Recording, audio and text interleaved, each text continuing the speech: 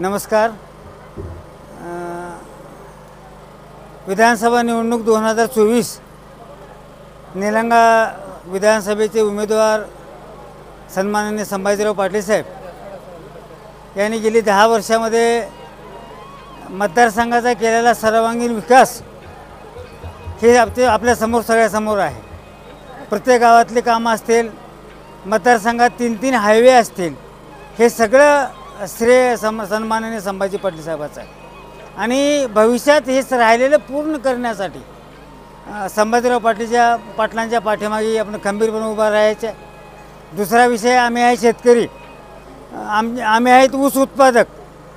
इथं असणाऱ्या देशमुखाच्या कारखान्यामुळं आमची जी हेळसांड होत होती शेतकऱ्याची, संभाजीराव पाटील साहेबांनी आंबोला कारखाना ताब्यात घेऊन या शेतकऱ्यांना न्याय देण्याचं काम या मतदारसंघामध्ये केलेलं आहे।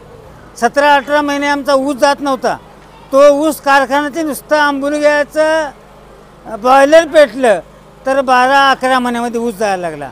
त्याचं 100% श्रेय सन्माननीय संभाजीराव पाटलाला आहे।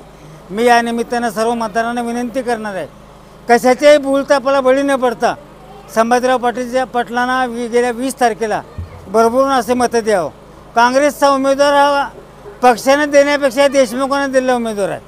तो बाबळगावच्या गडीवरला माणूस आहे, म्हणून त्या माणसावर कुणाचाच विश्वास या मतदारसंघातला नाही। या निमित्तानं सांगतो, जय हिंद, जय महाराष्ट्र।